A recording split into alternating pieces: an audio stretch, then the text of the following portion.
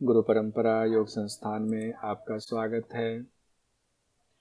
आज हम लोग योगाभ्यासों की अध्यापन विधि पुस्तक में सबसे महत्वपूर्ण पोर्शन पढ़ने वाले हैं। लेसन प्लान, पाठ नियोजन। लेसन प्लान का पहले अर्थ क्या है वो देख लेते हैं। मतलब कोई चीज आपको कोई कार्य करना है, उसकी तैयारी, उसकी प्लानिंग, उसका नियोजन, उसका संयोजन कैसे करना है।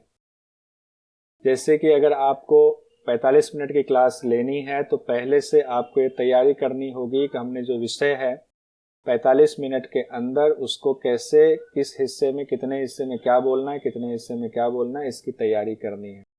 और उसका सीक्वेंस क्या होगा, किस तरह से हमारे स्टेप बाय स्टेप हम उसका तैयार करेंगे अपने लेसन को, 45 मिनट के सेशन को या 1 घंटे के सेशन को।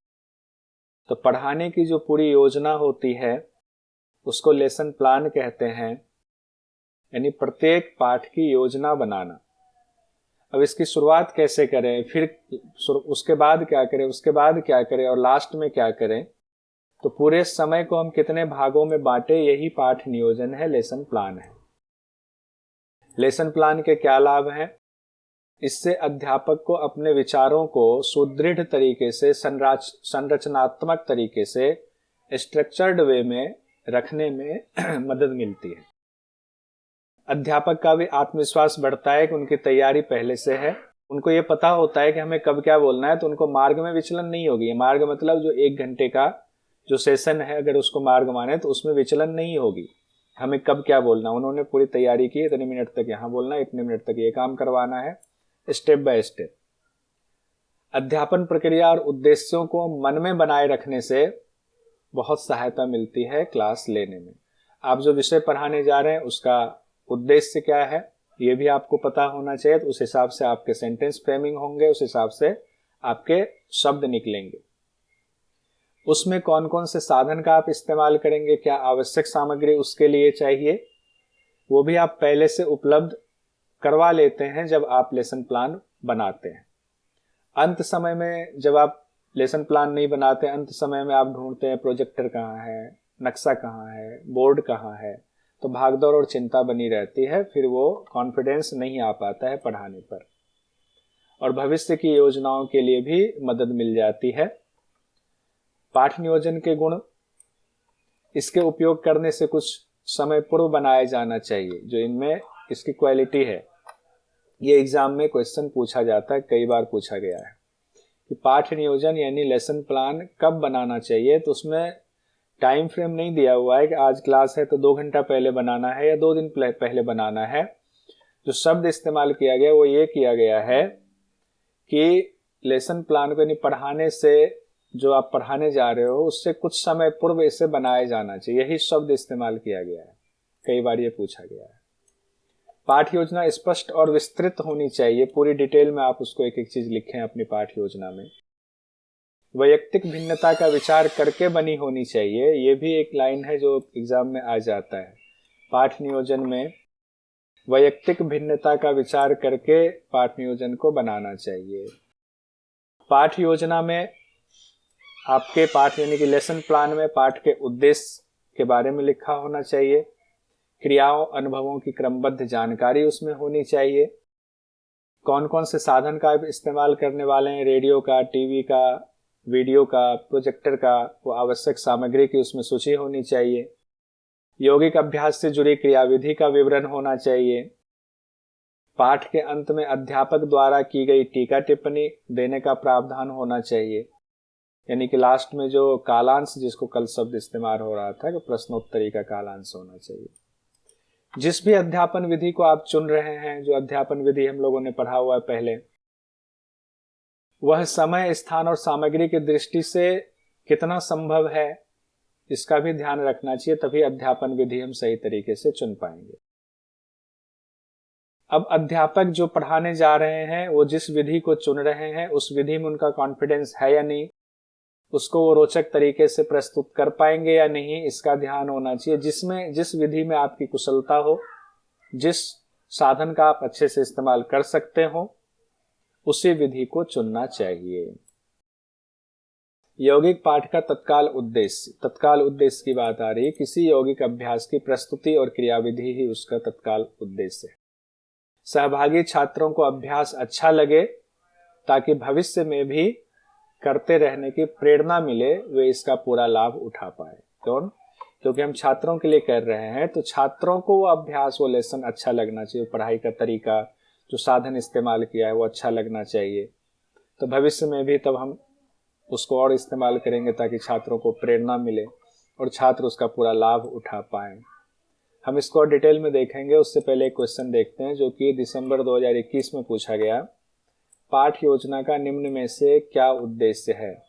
कक्षा में अंतिम समय के दबाव को कम करना, ध्यान से देखिएगा, कक्षा में शरारती छात्रों को समझाना, आधुनिक शिक्षा पद्धति के महत्व को समझाना, शिक्षण सामग्री में अधिक रुचि को दर्शाना, कक्षा को लक्ष्य केंद्रित बनाए रखना।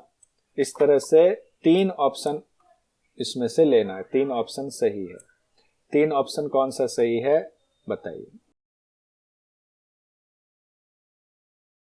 कक्षा में अंतिम समय के दबाव को कम करना, कक्षा में शरारती छात्रों को समझाना, आधुनिक शिक्षा पद्धति के महत्व को समझाना, शिक्षण सामग्री में अधिक रुचि को दर्शाना, कक्षा को लक्ष्य केंद्रित बनाए रखना। अब देखकर ऐसा लगता है कि सारे पॉजिटिव जा रहे हैं। इसका जो आंसर है वो तीसरा वाला है। 1, 2 और 5 जो इसमें अप्रोप्रिएट है वो कक्षा में अंतिम समय के दबाव को कम करना, जो ऊपर हमने देखा था, कक्षा में शरारती छात्रों को समझाना, ये भी लेसन प्लान का हिस्सा है, कक्षा को लक्ष्य केंद्रित बनाए रखना। 2 चीजें जो इसमें हटाई गई हैं, जो कि आंसर में नहीं लिया गया है। आधुनिक शिक्षा पद्धति के महत्व को समझाना, आधुनिक शिक्षा पद्धति के महत्व को समझाना तो सबको पता ही है, आधुनिक शिक्षा पद्धति के हिसाब से ही हम चल रहे हैं। शिक्षण सामग्री में अधिक रुचि को दर्शाना, तो शिक्षण सामग्री में हम रुचि को थोड़ी दर्शाएंगे, हम तो ओवरऑल पूरा जो विषय है उसमें शिक्षण सामग्री की जगह हम विषय में रुचि को दर्शाना, ये हमारा ऑब्जेक्टिव है। तो पहला, दूसरा और 5वां कोई। अब देखिए जुलाई 2022 में क्वेश्चन पूछा गया। योगाभ्यासों की अध्यापन विधियां नामक पुस्तक के मुताबिक, इसी पुस्तक का नाम देकर के सवाल पूछा जाता है। एक अच्छी पाठ योजना के अनिवार्य तत्व हैं। एक अच्छी पाठ योजना के अनिवार्य तत्व हैं। इसे प्रयोग करने से ठीक पहले तैयार किया जाना चाहिए। इसे वैयक्तिक विभिन्नताओं का ध्यान रखना चाहिए। इससे शिक्षण के लिए परिवेश तैयार करने में मदद मिलनी चाहिए। इसे पाठ के उद्देश्यों को पूरा करना चाहिए। अच्छी पाठ योजना के अनिवार्य तत्व इसमें कौन सा होगा? कुछ अंदाजा लगाइए।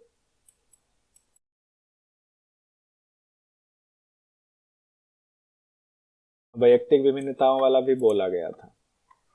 तो डी तो होगा ही होगा। भी दोनों ही ऑप्शन में सिर्फ 2 ले रहा है, एप्रोप्रिएट में सिर्फ 2 ले रहा है। आंसर में दिया है बी और डी। बी और डी दिया हुआ। इसे वैयक्तिक विभिन्नताओं का ध्यान रखना चाहिए। इसे पाठ के उद्देश्यों को पूरा करना चाहिए। अनिवार्य तत्व की बात आ रही है ना, अनिवार्य तत्व क्या है? तो इसे प्रयोग से ठीक पहले तैयार किया जाना चाहिए। तत्व तो होगा ही नहीं, तो समय से संबंधित हो गया। ये तो ऐसे ही छट जाता है। वैयक्तिक विभिन्नताओं का ध्यान रखना चाहिए, अभी बात हुई थी, इसको ध्यान रखिएगा, पूछा जाता है। इससे शिक्षण के परिवेश तैयार करने में मदद मिलती है, तो शिक्षण का परिवेश तैयार करने में मदद मिलती है, ये तत्व नहीं होगा। इसके पाठ योजनाओं को, पाठ के उद्देश्यों को पूरा करना चाहिए। इसे गलतियों का पता लगाने में, सुधार चिन्हित करने में मददगार होना चाहिए। तो इस हिसाब से बी और डी वाला आंसर जुलाई 2022 में पूछा गया। योगाभ्यासों के अध्यापन विधियां नामक पुस्तक के अनुसार किसी लिखित पाठ योजना के लाभ हैं। इसे प्रयोग करने के ठीक पहले तैयार किया जाना चाहिए। अब लाभ में यहाँ आया हुआ है। अब लाभ के दृष्टिकोण से देखिए। इसे प्रयोग करने से ठीक पहले तैयार किया जाना चाहिए। यह शिक्षकों को शिक्षण प्रक्रिया और उद्देश्यों को ध्यान में रखने में मदद करती है। यह शिक्षकों के आत्मविश्वास को बढ़ाती है और पाठ की दिशा में हो रही पढ़ाई से दूर जाने से रोकती है। पाठ की दिशा में हो रही पढ़ाई से दूर जाने से रोकती, ठीक है। यह विशिष्ट एवं विस्तृत होनी चाहिए। यह शिक्षक को उनके चिंतन को सुव्यवस्थित करने में मदद करती है। इसमें 3 आंसर चूज करना है। सही आंसर बी दिया हुआ है, बी में है BCE। सही लग गया? लाभ में दिया हुआ है BCE। बी और सी में क्या आत्मविश्वास को बढ़ाती, BC और E। हाँ ठीक है, ये लाभ तो होगा नहीं, विशिष्ट एवं विस्तृत होनी चाहिए, लाभ तो है नहीं। प्रयोग करने से ठीक पहले तैयार किया जाना चाहिए, ये भी लाभ नहीं है। तो कई बार निगेटिव दृष्टि से देखें तो भी आंसर सही मिलता है, किन्हीं को शक तो नहीं है इसमें। सर ये कब होता है, कौन से में आता है कि ठीक पहले तैयार किया जाना चाहिए, बेनिफिट्स या तत्व किस में आएगा ये देखिए क्वेश्चन आया, ये 2017 में पूछा गया था। प्रभावोत्पादक यानी प्रभावित शिक्षण के लिए योग पाठ योजना को कब तैयार किया जाना चाहिए? कक्षा से 1 सप्ताह पहले, कक्षा से ठीक पहले, कक्षा से 1-2 दिन पहले, कक्षा की समाप्ति के बाद। कक्षा से ठीक पहले, क्योंकि यही शब्द इस्तेमाल किया गया, तो ऐसे पूछा गया था। जो क्वेश्चन पूछा गया वो आपके सामने रखा। हाँ, प्रभावोत्पादक मतलब प्रभावित करने वाला, ऐसा मतलब आप प्रोडक्ट तैयार कर रहे हैं जो भी, तो ये शब्द कहा। अब पाठ नियोजन कैसे किया जाए इसको देखते हैं। वातावरण का निर्माण, योग की कक्षा शांतिपूर्ण वातावरण में प्रारंभ होना चाहिए। संख्या के हिसाब से छात्रों को उपयुक्त संरचना में बिठाना चाहिए, जो ऊपर हम लोग पढ़ चुके हैं कि संरचना कैसी होनी चाहिए। तो संख्या के हिसाब से छात्रों को उपयुक्त संरचना में बिठाना चाहिए। शुरुआत में किसी भी ध्यान धारणात्मक आसन में स्थिर होकर के बैठ जाए, जो प्रार्थना हम लोग कराते हैं। फिर किसी छोटी प्रार्थना या प्रार्थनामयी मनोदशा से प्रारंभ करना चाहिए। ठीक है, तो इसका ध्यान रखना पड़ेगा। शुरुआत में किसी भी धारणात्मक ये पता ही है, शांतिपूर्ण और प्रार्थनामय वातावरण से छात्रों में क्या होता है, योग के प्रति सकारात्मक भाव पैदा होता है, जो कि उस पूरे पाठ के लिए यानी कि पूरे क्लास के लिए ये बड़ा महत्वपूर्ण होता है, उपयुक्त होता है। योग अभ्यास की शुरुआत कैसे करें? तो प्रार्थना के बाद यौगिक अभ्यास की शुरुआत होती है, प्रार्थना करवा दिया, अब यौगिक अभ्यास शुरू होगा। और यौगिक अभ्यास में भी कहा गया है कि पाठ के प्रारंभिक कार्य को 2 भागों में बांटना है। पहले भाग में अभ्यास की पृष्ठभूमि रखनी है, मौखिक प्रस्तुतिकरण रखना है। पहले जो भी अभ्यास कराने जा रहे हैं उसकी मौखिक पृष्ठभूमि, उसके प्रस्तुतिकरण, इसमें अभ्यास संबंधी अधिक से अधिक सूचनाएं दी जाती हैं कि क्या अभ्यास करना, क्यों करना है, किन के लिए करना है, क्या क्या करना है, जरूरत है। कि अगर शिक्षक कुशल हैं और अच्छे से बोल रहे हैं, अच्छे से वो रिप्रेजेंट कर रहे हैं अपनी बातों को रोचक बना करके, तो ये बेहतर होता है। दूसरा भाग है, अब बातचीत हो गई, बातचीत के बाद अब प्रदर्शन शुरू होगा। पाठ का दूसरा भाग अभ्यास के आदर्श प्रदर्शन के लिए रखा जाना चाहिए। आदर्श प्रदर्शन मतलब कि अब फॉर्मल तरीके से हम जो हमें करना है उसको अब हम प्रदर्शित करने जा रहे हैं। खुद अध्यापक द्वारा अभ्यास का प्रदर्शन अधिक प्रभावी और व्यावहारिक होता है। ये बार बार आ रहा है, ये एग्जाम में आ सकता है कि खुद अध्यापक अगर अभ्यास का प्रदर्शन करता है जो चीज वो कराने वाले हैं, तो ज्यादा प्रभावी और व्यावहारिक होता है। वह प्रदर्शन दोष रहित और पूर्ण होना चाहिए, जिससे अभ्यास का एक पूर्ण चित्र छात्रों के सम्मुख बन जाए। प्रदर्शन यानी कि जब डेमो टीचर दे रहे हैं तो टीचर को भी तैयारी करनी होगी ना। तो पूर्ण विधि की बात हो रही है, आपने पढ़ा है ना, अंश विधि, पूर्ण विधि, सकल विधि जिसको कहा गया पूर्ण विधि है, उसी को कहा गया पूर्ण विधि। किनके लिए? जो मैच्योर छात्र हैं, जिसमें अब सिद्धि मिल गई उनको कि अब पूरे बहुत अच्छे से वो आसन कर सकते हैं, उसका प्रदर्शन कर सकते हैं। तो वही बात कह रहे हैं, प्रदर्शन दोष रहित होना चाहिए, पूर्ण विधि से होनी चाहिए, जिससे अभ्यास का एक पूर्ण चित्र छात्रों के सम्मुख बन जाए। मयूरासन लगा रहे हैं, टीचर ही 3 बार गिर रहे हैं मयूरासन में, तो छात्रों को के मन में वो अच्छा प्रभाव नहीं जाएगा इसका। इसे दृश्य श्रव्य सामग्री के माध्यम से भी प्रस्तुत किया जा सकता है। अगर टीचर नहीं प्रस्तुत करना चाह रहे, उनको लग रहा है कि हमारा अभी तैयारी हमारी नहीं है, या तबीयत खराब है या कुछ भी है, तो आप पहले से ही प्रोजेक्टर लगा करके, टीवी वगैरह आजकल होता है, स्मार्ट बोर्ड होता है, उसके माध्यम से यानी कि विजुअल भी चले और उसका ऑडियो भी आए, उसके माध्यम से भी इसको प्रस्तुत किया जा सकता है। लेकिन अध्यापक का प्रदर्शन उत्तम होता है। इससे अध्यापक के प्रति छात्रों में श्रद्धा बढ़ती है कि हमारे टीचर ऐसा कर सकते हैं तो हमें भी करना चाहिए, आदर का भाव आता है। उसके बाद कहा गया अभ्यास का विश्लेषण। योगाभ्यास के पूरे प्रदर्शन के एक एक हिस्से का विश्लेषण जरूरी है। जैसे कि अगर मयूरासन लगा रहे हैं तो पहले हम किस पोजीशन में बैठ रहे हैं, बैठने के बाद हमारे हाथ का पोजीशन सेकेंड स्टेप में गया, फिर हमें आगे की तरफ झुकना है तो पांव उठेगा, पहले हंस आसन करना है, हंस आसन में कुछ दिन अभ्यास करना, फिर मयूरासन में आना है। तो एक एक हिस्से का प्रदर्शन का उसका विश्लेषण करना जरूरी है, स्टेप बाय स्टेप। जब क्रियाविधि कठिन होती है, जो भी बात हुई कि अगर कोई ऐसा आसन करा रहे हैं, एडवांस आसन का हम अभ्यास करवा रहे हैं, तो वो अब क्रियाविधि कठिन होती है, तब योगाभ्यास का विश्लेषण और अधिक आवश्यक होता है। तब तो उसका विश्लेषण और करना ही करना चाहिए। जब अभ्यास सरल हो तब प्रदर्शन मात्र ही पर्याप्त होता है। जैसे कि ताड़ासन है, सब लोग करते हैं, जानते हैं, सरल आसन, तो उसका प्रदर्शन मात्र ही जरूरी है, उसका पूरा लंबा विश्लेषण की जरूरत नहीं है। विश्लेषण के दौरान किन बातों का ख्याल रखना है? विश्लेषण के दौरान अभ्यास के महत्वपूर्ण विशेषताओं को भी उजागर करना चाहिए। क्या करें क्या ना करें ये भी बताना चाहिए कि किसको करना चाहिए, किसको नहीं करना चाहिए, किन के लिए अभ्यास जरूरी है, किन के लिए नहीं जरूरी है। क्यों किसी छात्र को अगर कमर दर्द की शिकायत है या स्लिप डिस्क की कभी समस्या रही है और उसको आप पश्चिमोत्तान आसन प्रैक्टिस के दौरान करवा रहे हैं, उनको नहीं पता है कि पश्चिमोत्तान आसन करना चाहिए कि नहीं, लेकिन जब शिक्षक ये बता देंगे तो पश्चिमोत्तान आसन करने के समय वो सजग रहेगा कि नहीं, हमें नहीं करना चाहिए। इसीलिए क्या करें क्या ना करें ये भी बताना जरूरी है। यहां तक बात पहुंची, अब आगे बढ़ते हैं। छात्रों को वैयक्तिक अभ्यास करने हेतु समय देना। टीचर ने पहले मौखिक रूप से बता दिया, डिस्क्रिप्शन दिया, फिर खुद डेमो क्लास दिया, डेमो के बाद उस डेमो के बारे में बताया, फिर उसके क्या करना क्या नहीं करना, निगेटिव पॉजिटिव पक्ष बताया।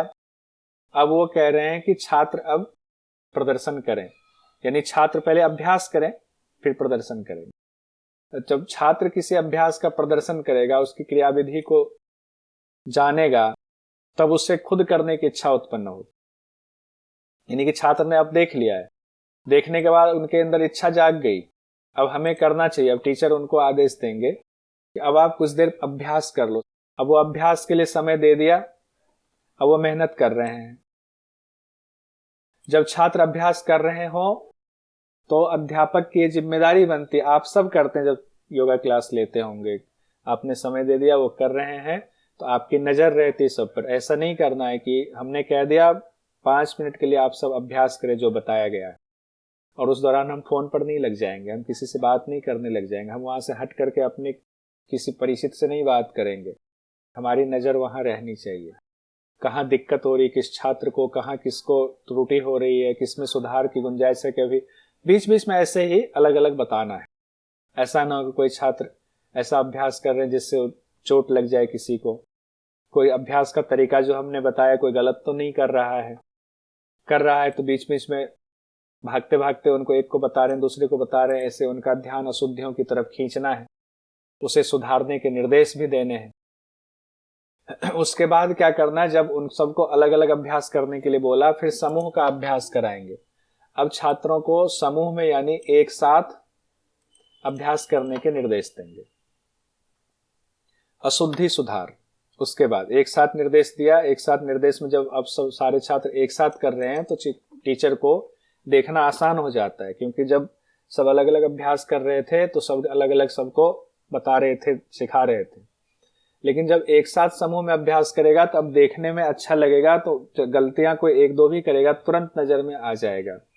निर्देश दे दिया, आप कर रहे हैं, अशुद्धियों पर गौर है, समूह की अशुद्धियों को देख लिया, देखने के बाद जिनकी जिनकी गलती हुई व्यक्तिगत तौर पर उनको ध्यान दिया और ध्यान दे करके उनको बता दिया वहीं सामूहिक रूप से। फिर अध्यापक अशुद्ध अभ्यास करने वाले छात्रों पर ध्यान केंद्रित करता है। अब यहाँ वैयक्तिक शब्द आया हुआ है ना, इसलिए ऊपर आया हुआ था। सामूहिक अभ्यास के दौरान भी व्यक्तिगत क्षमताओं का ध्यान रखा जाना चाहिए, ये बहुत इंपॉर्टेंट है, ये नहीं कि सामूहिक अभ्यास करवा रहे हैं और सबसे उम्मीद करें कि हर छात्र एक जैसा ही प्रदर्शन करें।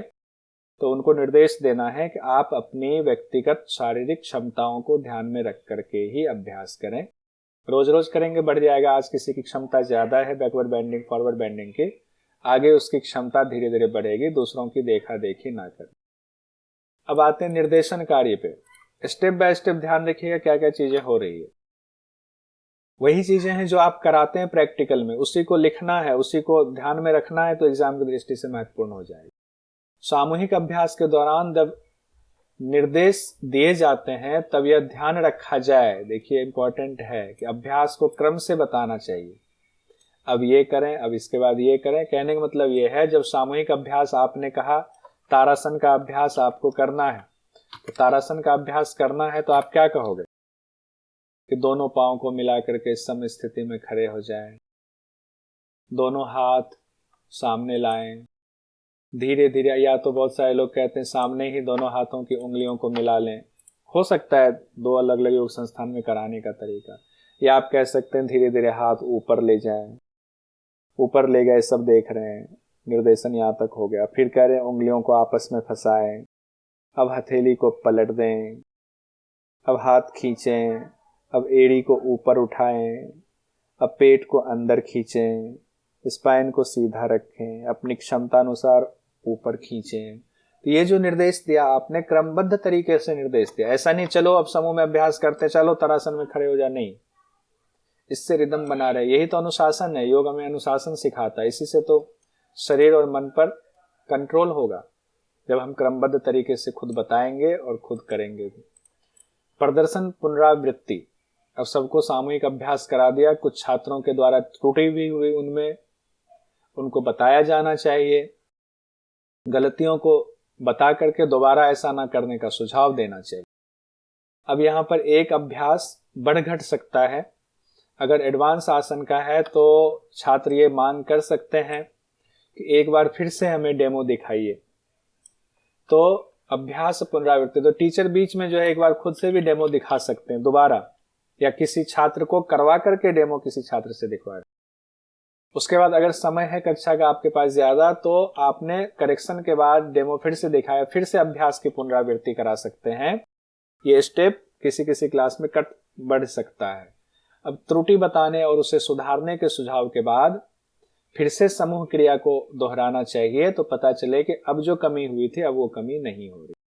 प्रदर्शन पुनरावृत्ति, जो गलतियां हुई हैं फिर से टीचर द्वारा या फिर किसी एक छात्र से प्रदर्शन कराना चाहिए। इस दौरान मुख्य तथ्यों को साफ किया जाना चाहिए। उसके बाद जब कंप्लीट हो गया अभ्यास, तो अब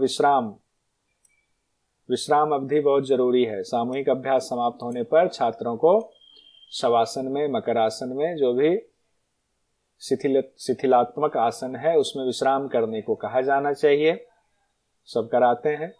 किसी यौगिक अभ्यास के बीच में अगर जरूरत हो, बहुत हार्ड अभ्यास करा रहे हैं, सूर्य नमस्कार करा रहे हैं, ज्यादा राउंड करा रहे हैं या सूर्य नमस्कार में रोक रहे हैं, 10 राउंड कराना है तो 5 राउंड पे, बीच में भी जरूरत हो तो शवासन में विश्राम देना चाहिए। इस तरह के कोई भी अभ्यास करा रहे हैं, वो कक्षा के अंदर के पोटेंशियल को देखते हुए, छात्रों की स्थिति को देखते हुए कुछ फैसले लेने चाहिए। उसके बाद कह रहे हैं सार बताना। पाठ समाप्त होने से पूर्व अध्यापक को अभ्यासों के महत्वपूर्ण तथ्यों का सार बताना उपयोगी होता है। और उसके बाद लास्ट में जो कालांश होता है वो प्रश्नोत्तरी का होता है। छात्रों को अभ्यास से संबंधित प्रश्न पूछने के लिए भी प्रेरित करना चाहिए, ताकि स्मृति पटल पर अभ्यास की छाप मुद्रित हो जाए। तो एक नजर में फिर से पूरी प्रक्रिया देखते हैं। प्रार्थना या प्रार्थना में मन स्थिति से कक्षा में अनुकूल वातावरण तैयार करना पहले। शाब्दिक प्रस्तावना द्वारा योग संकल्पना की स्थापना करना, ये इसी में जुड़ जाएगा, ये इसी के साथ है। या तो प्रार्थना में स्थिति या मन स्थिति, संकल्प दिलाते हैं हम कि हम योग करेंगे, हमें योग से बेहतर रहना है, हम संकल्प लेते हैं, ये शाब्दिक उसी में जुड़ जाएगा। फिर उसके बाद यौगिक अभ्यासों का शिक्षक द्वारा प्रदर्शन आ गया। संपूर्ण क्रियाकलापों को कई अवस्थाओं या भागों में बांटना, 2 भाग में बांट रहे थे। अभ्यास के अनुभव के लिए छात्रों को समय दिया जाना, अध्यापक के मार्गदर्शन यानी पर्यवेक्षण में सामूहिक अभ्यास करना, अभ्यासों में होने वाली त्रुटियों का पता लगाना, उन्हें सुधारना, क्रिया का फिर से विश्लेषण और महत्वपूर्ण तथ्यों को बताना, एक बार फिर से स्पष्टीकरण देते हुए पूर्ण प्रदर्शन प्रस्तुत करना। ये एक दो चीजें ऊपर नीचे हो सकती हैं। समूह द्वारा पुनः अभ्यास करना, पाठ का सार बताना, यदि जरूरी हो तो दोबारा प्रदर्शन भी कराना, अंत में शवासन कराकर विश्राम देना और फिर प्रश्नोत्तरी लास्ट में रखना। अब आते जब एग्जाम में कोई क्वेश्चन आपके सामने आएंगे तब और साफ होगा। अब कहते हैं कि पाठ नियोजन जो है डिपेंड करता है कि आपका विषय क्या है। विषय के ऊपर भी कुछ चेंजेस आते हैं। जिन पाठों में अभ्यास की जरूरत होती है, जिसमें कि हमें प्रैक्टिकल करना है, उनमें योग अभ्यासों के समूह होते हैं। ये नहीं कि एक ही अभ्यास कराते हैं। आपको पता होना चाहिए काउंटर पोज क्या होता है। किसी एक एडवांस आसन को करने के लिए उससे पहले की जो तैयारी होती है 5 आसन की, वो भी हमें कराना होता है। बहुत सारे क्रियाविधियों में से अर्थपूर्ण अभ्यास चुने जाते हैं। बहुत सारे अभ्यास हैं, उसमें से अर्थपूर्ण जो अभ्यास है वही चुना जाएगा। जैसे कि अगर शीर्षासन के लिए कई तैयारी होती है तो जो एक दो तैयारी इंपॉर्टेंट है, हमें समय के हिसाब से उसको चुना जाना है। प्रगमन के सिद्धांत को ध्यान में रखकर अभ्यास का क्रम बनाना होता है। प्रगमन का सिद्धांत क्या होता है? 2 लाइन है इसमें प्रगमन के सिद्धांत में, बताएंगे कोई? तो रिवीजन हो जाएगा प्रगमन के सिद्धांत का। बताएंगे कोई? ज्ञात से अज्ञात। दूसरा मुकेश जी ने भी लिखा मैसेज में, नॉन टू अननोन। सरल से कठिन। बढ़िया, सरल से कठिन, ये 2 चीज, यही 2 ही लाइन है। अब आज पक्का कर लीजिए, प्रगमन के सिद्धांत में यही 2 लाइन है, सरल से कठिन, ज्ञात से अज्ञात। ये ध्यान में रख करके अभ्यास का क्रम बनाना है। यानी यौगिक अभ्यास का अगर आप सेट तैयार कर रहे हैं तो उसमें इन बातों का भी ध्यान रखेंगे। तान यानी टोन, शिथिलीकरण, श्वसन विधियां और ध्यान का उपयोग किया जाता है। तब आप एक पूरा कंप्लीट प्रोटोकॉल तैयार करते हैं, यौगिक प्रोटोकॉल। ये सब लोग करते हैं, बस प्रगमन का सिद्धांत जरूरी था तो उसको टू द पॉइंट याद करना था। दिसंबर 2019 में देखिए क्वेश्चन क्या पूछा गया। योगाभ्यासों के अध्यापन पाठ योजना के अनुसार क्रम बताइए। अब क्रम देखिए सिंपल ही होगा, कुछ खास इसमें ऐसा होना नहीं चाहिए। पाठ का प्रस्तुतिकरण है, वैयक्तिक अभ्यास है, प्रश्न उत्तर है, समूह अभ्यास है।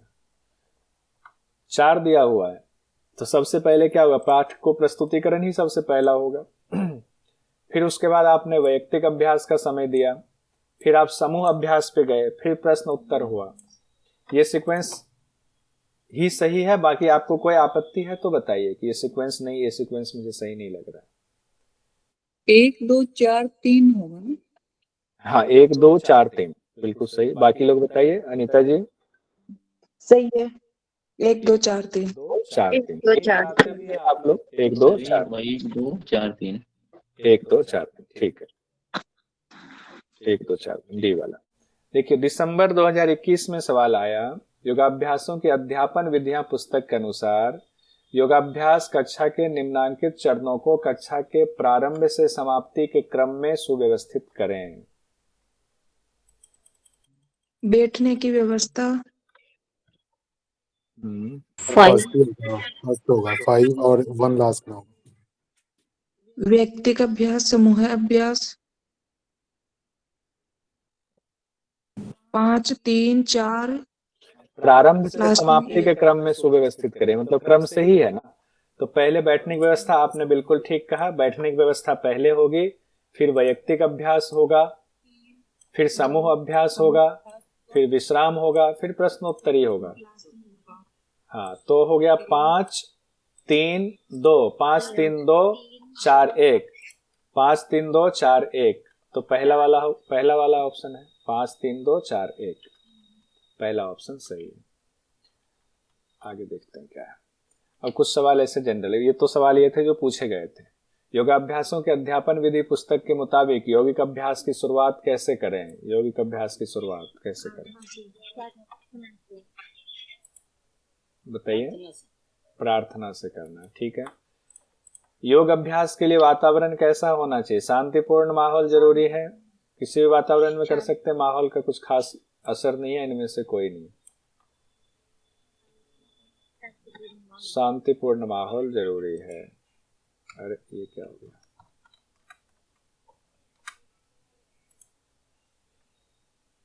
शांतिपूर्ण माहौल जरूरी, ठीक है। आगे देखते हैं। कक्षा के शुरुआत में किसी यौगिक अभ्यास का प्रदर्शन तब बेहतर माना जाता है जब प्रदर्शन छात्र द्वारा किया जाता है, प्रदर्शन शिक्षक द्वारा किया जाता है, प्रदर्शन शिक्षक द्वारा किया जाता है। ठीक है, बहुत बढ़िया। हाँ, योग अभ्यासों का समापन कैसे करना चाहिए? विश्रांति देने वाले शिथिलात्मक आसन से, प्राणायाम से, ध्यानात्मक आसन से, इनमें से कोई नहीं।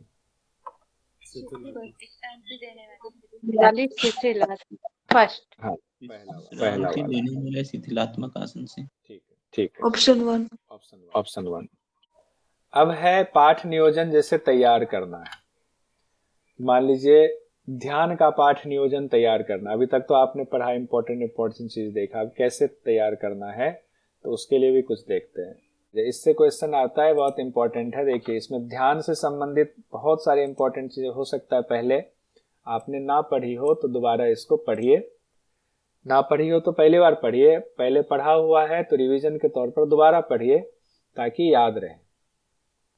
ध्यान का करना, मेडिटेशन का पाठ नियोजन में किन किन बातों का ख्याल रखना है? तो ध्यान क्या है? पहले तो मानसिक प्रक्रिया है। ये चेतना की अवस्था को बदलने के लिए किया जाता है। चेतना की अवस्था को बदलने से क्या तात्पर्य है, इसका कोई और अलग अर्थ मत लगाइएगा। चेतना की अवस्था अभी क्या है, हम फंसे हुए 10 चीजों में, 10 चीजें दिमाग में चल रही हैं, तो चेतना हमारी 10 तरफ दौड़ रही है, तो उसको स्थिर करने के लिए, उसकी अवस्था को एकाग्रचित्त करने के लिए किया जाता है। यूं तो यह एक धार्मिक अभ्यासों का अंग है, लेकिन आधुनिक युग में इसे चिकित्सा के लिए इस्तेमाल में लाया जाता है। क्यों है धार्मिक? क्योंकि सनातन धर्म की किताबों में, गीता में और अलग अलग जो हिंदू धर्म की किताबें हैं उसमें मेडिटेशन का इंपॉर्टेंस बताया गया है, ध्यान की बात कही गई है। लेकिन अब इसको आधुनिक युग में, अभी के दौर में चिकित्सा के तौर पर इसका इस्तेमाल किया जा रहा है। अब ध्यान को क्या किया जा रहा है? मेडिटेशन को धर्म से अलग समझ करके अभ्यास के तौर पर इसको कराया जाता है। ईरान वगैरह में क्या करते हैं, योग को कहते हैं, योग से वो मना नहीं करते, लेकिन धर्म से अलग जोड़कर कहते हैं, योग को मानते हैं कि एक स्पोर्ट्स है, एक गेम है। और अपने यहाँ भी स्पोर्ट्स में इसको गिनती दिया गया है, इसकी कंपटीशन प्रतियोगिताएं भी होती हैं। अब ध्यान की विशेषताओं से संबंधित सवाल आते हैं। ध्यान के दौरान शरीर और मन को गहरा विश्राम मिलता है। ध्यान के दौरान शरीर और मन को गहरा विश्राम मिलता है। 20-30 मिनट के ध्यान से प्राणवायु का ग्रहण कम किया जा सकता है, जो 6 से 7 घंटे की निद्रा से होगा। अब ये यहां से क्वेश्चन पूछा जा सकता है, 6 से 7 घंटे की निद्रा कितने मिनट के ध्यान से आप प्राप्त कर सकते हैं, उसके बराबर माना जाएगा? तो 20 से 30 मिनट लिखा हुआ है। इस पुस्तक में जो लिखा हुआ है उसी को आप ध्यान रखिए, क्योंकि इस पुस्तक का नाम दे करके सवाल पूछा जाता है। ध्यान से क्या होता है? हृदय गति और श्वसन गति घटती है, परानुकंपी प्रभाव की ओर झुकाव हो जाता है। परानुकंपी प्रभाव की ओर झुकाव हो जाता है। परानुकंपी प्रभाव की बात नहीं है, क्या होता है सर? हाँ, उसी को समझा रहे, पता था सवाल इसमें आएगा। परानुकंपी प्रभाव क्या होता है पहले बता दीजिए, कोई बता सकते हैं परानुकंपी प्रभाव क्या होता है? ठीक है, नेहा जी ने कहा। अब देखिए आगे बढ़ते हैं, इसमें इसको थोड़ा सा परानुकंपी प्रभाव को समझ लेते हैं, उसके बाद आएंगे। स्वायत्त तंत्रिका तंत्र हुआ, ऑटोनमस नर्वस सिस्टम, ये तो समझ रहे हैं, जो नर्व सीधे ब्रेन से निकलकर अंगों को सूचना प्रदान करती है, अधिकार करती है, तो स्वायत्त तंत्रिका तंत्र उसको कहते हैं। उसके 2 भाग होते हैं, अनुकंपी तंत्रिका तंत्र, परानुकंपी तंत्रिका तंत्र। अभी गुलशन सर भी आप लोगों को पढ़ाएंगे, जिसको कहते हैं सिंपैथेटिक नर्वस सिस्टम और पारासिम्पैथेटिक नर्वस सिस्टम। तो यहां पर क्या आया हुआ है? परानुकंपी आया है ना शब्द। अब यहां बिल्कुल समझ में आ जाएगा, इसमें जरा सा भी कंफ्यूजन आपको नहीं रहने वाली है। अभी जो हम ये स्लाइड चला रहे हैं इसको ऐसे समझ लेंगे कि आपको अगर पूछ दिया जाए ना कि आसन करने से परानुकंपी या कोई व्यायाम करने से अनुकंपी तंत्रिका तंत्र पर प्रभाव पड़ेगा, परानुकंपी पर पड़ेगा, आप तुरंत बता दोगे। अनुकंपी तंत्रिका तंत्र यानी सिंपैथेटिक नर्वस सिस्टम, दूसरा है परानुकंपी तंत्रिका तंत्र यानी पैरासिम्पैथेटिक नर्वस सिस्टम। दोनों की स्थिति अलग है। अगर आपके अंदर भय की स्थिति आई, क्रोध की स्थिति आई, गुस्सा आया, उत्तेजना आया, तो यह क्रिया भी मस्तिष्क के द्वारा होती है, लेकिन उसमें कौन सा सिस्टम काम करता है? सिंपैथेटिक नर्वस सिस्टम काम करता है।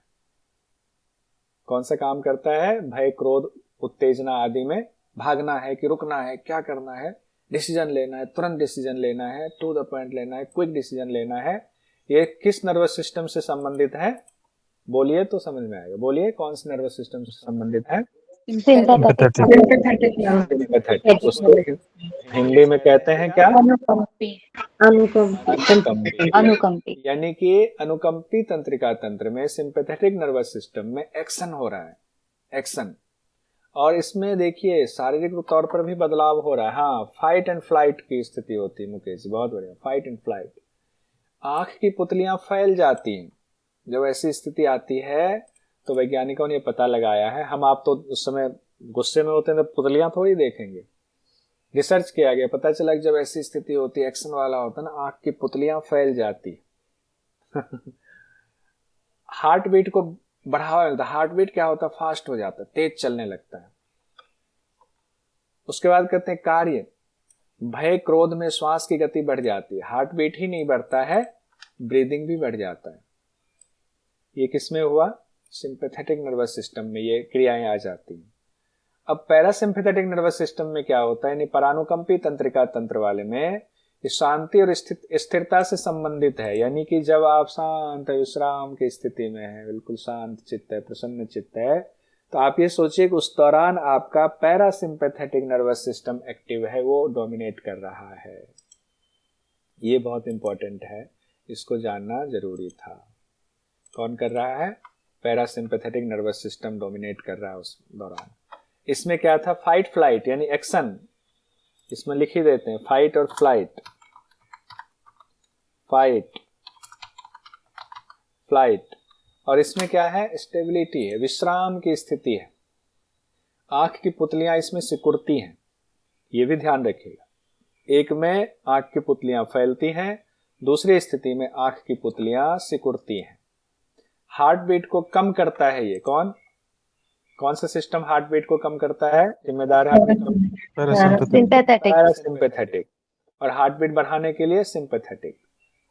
रिलैक्स होने से श्वास की जरूरत भी शरीर को कम पड़ती है, तो श्वास की गति भी धीमी हो जाती है। एक दूसरे के उलट स्थिति हो गया। तो अब बताइए, आप खुद ही बताइए, जब आपने ये पढ़ा, अब ध्यान से किस पे प्रभाव पड़ेगा? कौन सा तंत्रिका तंत्र? पैरासिम्पैथेटिक। अब ऊपर आते हैं, ध्यान से परानुकंपी प्रभाव की ओर झुकाव हो जाता है, यानी शरीर मन सब परानुकंपी प्रभाव से प्रभावित होता है। यानी कि उस नर्वस सिस्टम को आप एक तरह से एक्टिवेट कर रहे हो, चाबी दे रहे हो उधर पर। किधर? Parasympathetic nervous system. अब कोई शंका? मुकेश जी? ज्यादा एक्टिव हो जाता है। सर सिंपैथेटिक का ना मुझे याद आया, जंगल में ना शेर को देख लिया आपने? नहीं, एग्जाम्पल बता रहा हूँ सर मैं। अच्छा। जंगल में शेर को देख लिया, आंखें बड़ी करके देख रहे हैं, धड़कनें बढ़ गई है। वहां पे एक ही ऑप्शन होता है, फाइट और फ्लाइट। हाँ, फाइट या फ्लाइट, ठीक है। फाइट तो करेंगे नहीं, फाइट फ्लाइट करेंगे। अब जब फ्लाइट की स्थिति नहीं है तो मरने से पहले थोड़ी फाइट तो करेंगे। जब लगेगा मर ही जाना है, थोड़ा फाइट कर लो। ठीक है। ध्यान से दुश्चिंता घटती है। ध्यान से क्या होता है? जो चिंताएं हैं, गलत चिंताएं, चिंता भी दो तरह का होता है, पॉजिटिव निगेटिव। एक चिंता अगर अच्छा है कि अरे नहीं हमें पास होना है तो पढ़ना पड़ेगा, उसके लिए टाइम मैनेजमेंट करना, अगर ये चिंता है तो अच्छी बात है। लेकिन ध्यान से दुश्चिंता घटती है, अगर खराब चिंता है, दुश्चिंता की स्थिति है तो वो घटती है। ध्यान की अवस्था में ईईजी से पता चला, ध्यान की अवस्था में कोई हो तो उसका ईईजी कराया जाए, तो इस दौरान पता चला है कि ऊंचे अल्फा वेव्स पैदा होते हैं। किस दौरान? ध्यान के दौरान ऊंचे अल्फा वेव्स पैदा होते हैं। ध्यान के दौरान क्या होता है? ऊंचे अल्फा वेव्स पैदा होते हैं। साथ ही बीच बीच में थीटा तरंगे भी पैदा होती हैं। ये दोनों चीजें याद रखिएगा, बीच बीच में थीटा तरंगे और ऊंचे ऊंचे अल्फा वेव्स आ रहे हैं, बीच बीच में थीटा वेव्स भी पैदा हो रही है। किस में पता चल रहा है? ये ईईजी से पता चल रहा है, जो ब्रेन का ईईजी किया जाता है। ईईजी से क्या होता है? इस जांच से ब्रेन के अंदर के इलेक्ट्रिकल पैटर्न को रिकॉर्ड किया जाता है। ये एक लाइन ऐसे ही लिख दिया हुआ है। अब जब नियमित अभ्यास हम ध्यान का करते हैं, तब जो विचलित मन है वो शांत होने लगता है, आचरण हमारा सुधरने लगता है, मन शरीर पर सकारात्मक प्रभाव आने लगता है। ध्यान के दौरान क्या सावधानियां रखनी है? सभी लोग 20-30 मिनट का तक ध्यान नहीं कर सकते शुरुआत में। आप योगा टीचर हैं कि नहीं, कराने गए, शुरुआत में ही आपने सब कुछ छोड़ करके 20-30 मिनट का ध्यान कराना शुरू कर दिया, वो और परेशान हो जाएंगे। तो सभी लोग लंबा ध्यान, उनका ध्यान टिकता ही नहीं, इतने चंचल होते हैं, तो उनको कम से शुरू कराना है। ऐसे लोगों को ज्यादा ध्यान कराना हानिकारक हो सकता है, ज्यादा ध्यान ना कराए। अधिक अभ्यास से अधिक लाभ का सिद्धांत यहाँ लागू नहीं होता है। आप ये सोचेंगे नहीं मेडिटेशन 1 घंटे करवा दे, वो मन बहुत चंचल है उनका, बिल्कुल शांत कर देंगे मेडिटेशन से। साफ साफ लिखा हुआ है, अधिक अभ्यास से अधिक लाभ का सिद्धांत लागू नहीं होता है। किनके लिए? जो नहीं कर सकते। जो कर सकते हैं उनके लिए लागू होगा। प्रतिकूल मनोविकार वाले व्यक्ति में ध्यान के अभ्यास से काफी लाभ मिल सकता है। मनोविकार वालों को ध्यान से लाभ मिल सकता है, लेकिन धीरे धीरे कराना है। स्वस्थ और स्थिर लोगों में लंबी ध्यानावस्था का अभ्यास प्रारंभ कराना बुद्धिमानी नहीं है। 2 बातें कही गई है। एक तो प्रतिकूल मनोविकार वाले जो व्यक्ति हैं, ध्यान का अभ्यास कराएंगे तो उनको लाभ मिलेगा। अब एक व्यक्ति है जो स्वस्थ और स्थिर है, उनको क्या करना है? लंबी ध्यानावस्था का अभ्यास शुरू में ही कराना शुरू कर दिया, गए नहीं और बहुत स्वस्थ हैं सब लोग, उनको लंबा ध्यान कराने लग गए, तो ये बुद्धिमानी नहीं है, ये कहा गया है। तो क्या कहा गया? तो क्या करें? उसका उपाय बताते हुए कहा गया, इन समस्याओं से बचने के लिए ध्यान का अभ्यास मिताचार द्वारा कराया जाए। ध्यान का अभ्यास कैसे होना चाहिए? थोड़ा थोड़ा बढ़ाते हुए करा जाए। मिताचार, मिताहार हुआ ना, आहार थोड़ा, उसी तरह मिताचार मतलब थोड़ा थोड़ा करके बढ़ाना है ध्यान को। अब ध्यान के अभ्यास से पहले और क्या अभ्यास करें? डायरेक्ट आप गए, योगा टीचर हैं कि नहीं कराने के लिए, क्या डायरेक्ट आप ध्यान करा देंगे? नहीं, उससे पहले खिंचाव युक्त यानी स्ट्रेचिंग वाले आसन कराएंगे। प्राणायाम से तालबद्ध श्वसन करेंगे, श्वसन को लयबद्ध कर लेंगे। शवासन जैसे शिथिलीकरण की क्रिया कराएंगे। कई बार सवाल उठते हैं, उसके बाद ध्यान कराना चाहिए। साफ साफ लिखा हुआ, ध्यान से पहले क्या? स्ट्रेचिंग वाले अभ्यास, प्राणायाम से ब्रीदिंग को लयबद्ध करेंगे, शिथिलात्मक आसन कराएंगे, ये आसन कराएंगे। अब कहते हैं, कई बार सवाल उठता है, क्या किसी को प्रभावी ढंग से ध्यान करना सिखाया जा सकता है? क्या आप किसी को ध्यान सिखा सकते हैं?